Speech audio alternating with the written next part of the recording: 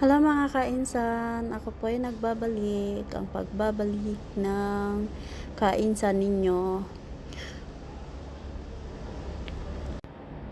Ang pag-abroad ay hindi ito biro, katulad ng pag-a-apply pa lang, marami ka ng sakripisyo, marami ka ng pagdadaanan. Yung pupunta ka ng Maynila, hindi mo alam kung saan ka patutungo, kung kasya ba yung perang dala mo.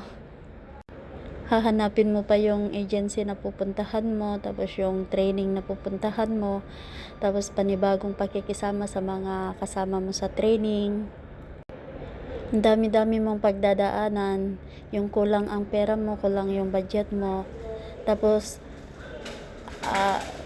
yung kulang ang tulog, kasi sa training kulang yung tulog,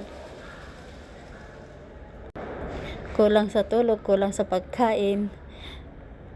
Kaya minsan bumibili kami sa labas kasi hindi kami nabubusog.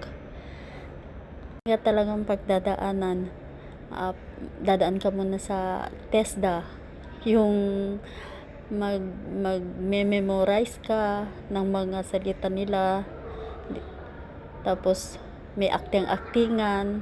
Lahat yan dadanasin mo bago ka makapunta dito sa Hong Kong o sa ibang bansa. Kung hindi ka makapasa sa training, wala, bagsak ka. Yung kulang ang budget mo na walang magpautang din sa iyo. Kaya pag nakapunta ka na dito kainsan, ibigay mo na yung best mo. Pakita mo na masipag ka, honest sa mga amo. Kasi dito sa Hong Kong is legal yung termination legal, tsaka yung break. Kung hindi ka magustuhan ng amo, pabababain ka, wala sa oras, kahit alas 12 pa yan ng gabi.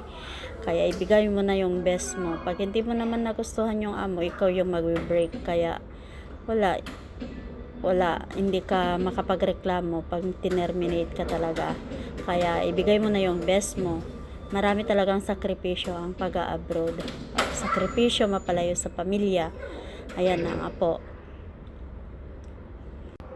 Kahit pagod ka, yun, pilitin mo pa rin maging masaya sa harap nila. Maging plastic.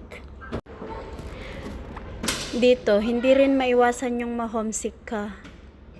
Lalo pag nag-iisa ka, talagang nafe-feel mo yung homesick.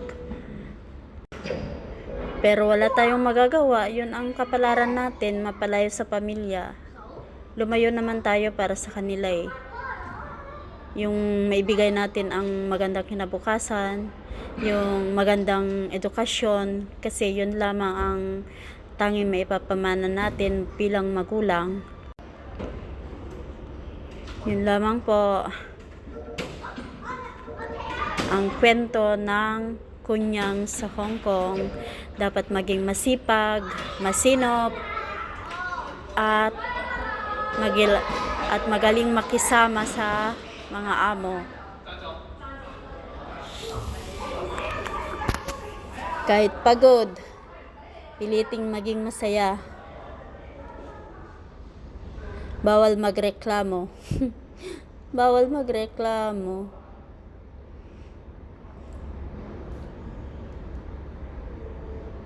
That's all. Thank you for watching. Bye-bye. See you on next video. Yan. Bye-bye.